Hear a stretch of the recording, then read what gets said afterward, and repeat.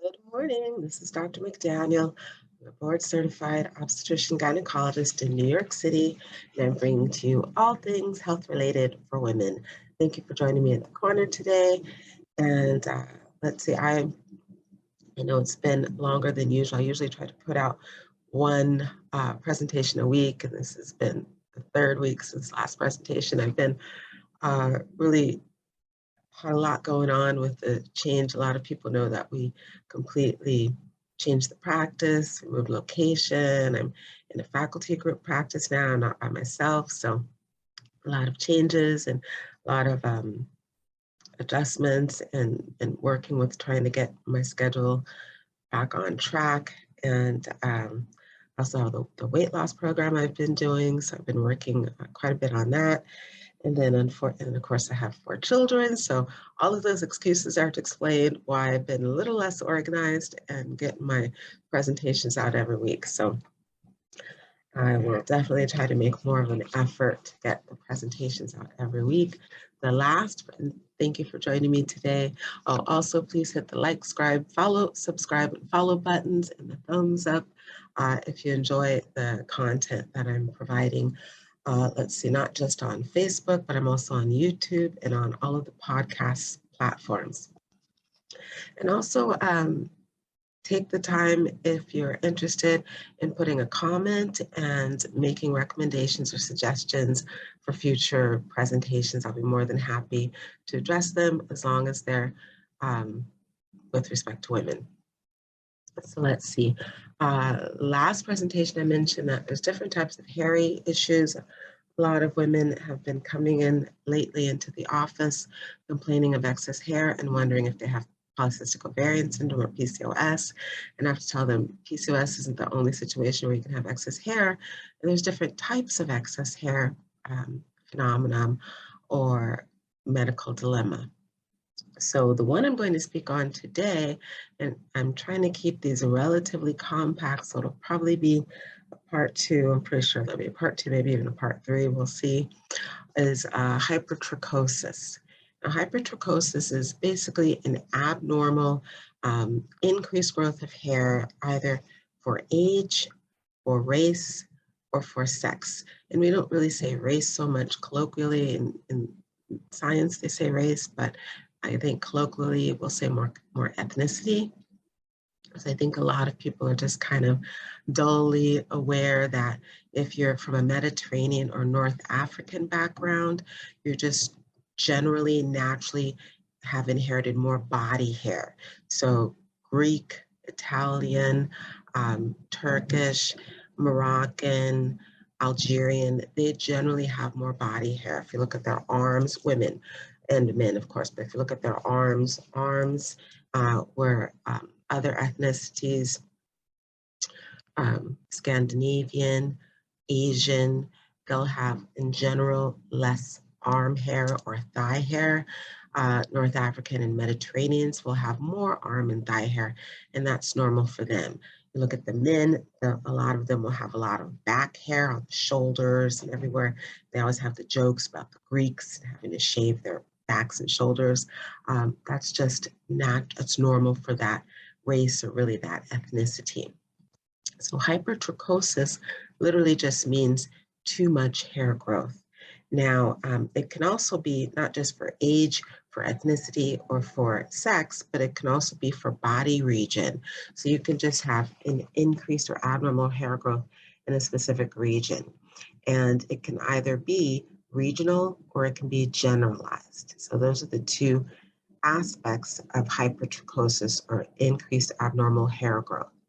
Now, you can have hair growth that's congenital, which means you were born with it, or you can have abnormal hair growth that's acquired, which means something happened to you and you started having this increased hair growth. Now, if you have congenital, you're just born with abnormally increased hair growth. And sorry, to boot everything else off, I also had a lot of allergies and a little bit of a cold. You can have 3 different forms of abnormal hair growth. So it can either be hypertrichosis, lanuginosis. So lanuga is the very thin, soft, fine baby hair. So when you have either a baby in the uterus or a newborn baby, they'll have very thin, soft hair kind of pretty much over the bulk of their body. So lanuginosis is just an abnormal growth of that hair that's really supposed to be confined to the in utero or postnatal period. It's an abnormal growth of that type of hair. You can also have hypertrichosis terminalis, and terminal hair is just adult hair. So you can have an abnormal growth of that adult type of hair, either all over the body or in a certain region. And then lastly, you can have nevoid hypertrichosis, and a nevoid is basically a mole. So you can have a mole that has abnormal hair growth from it. And one of my kids, my younger son, he has that. He was born with a little mole on his arm, and that mole has about 3 hairs, looks like hair from the head, that come out, and they can grow pretty long. And it's just from that little mole on his arm. My husband has the same thing, a little mole on his back, and it has hair grow out of it. I've seen that with plenty of patients. The hypertrichosis terminalis, when it's generalized, that's what we call the werewolf syndrome, and that's where the whole werewolf phenomenon or folklore has come from, because there are people who are born with abnormal adult hair growth, like from their head, that's over their entire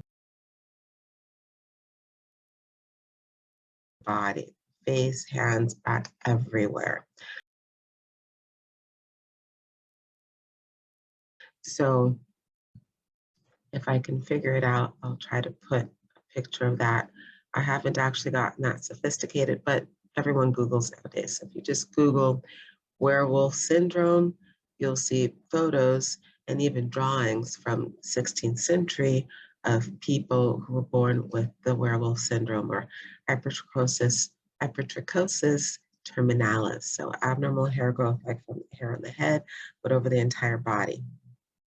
Now, as I mentioned, congenitally, someone can have these 3 types of hairs, abnormal hair growth, and the 3 types are abnormal lanugo, abnormal vellus, and then abnormal terminal. So you can have the lanugo, which is the thin, soft baby hair. You can also have the vellus, which is basically peach fuzz. It's a short, soft hair. It's kind of the normal body hair that you see everywhere, because the normal body hair on your arms and your legs does not look like the thick, stronger hair on your head. So you have peach fuzz. So you have a prepubescent little girl who has a little peach fuzz. She's got to cream that off. So that's peach fuzz, or like on the arm, a little bit softer, thinner, weaker hair. And then you have the terminalis, which is just full on adult, strong, thick, dark hair.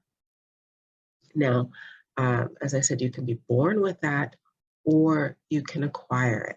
So I'm going to end this session today, presentation today on that note, and then when I come back on the next presentation, I'll speak about how people can acquire these different types of abnormal or increased hair growth.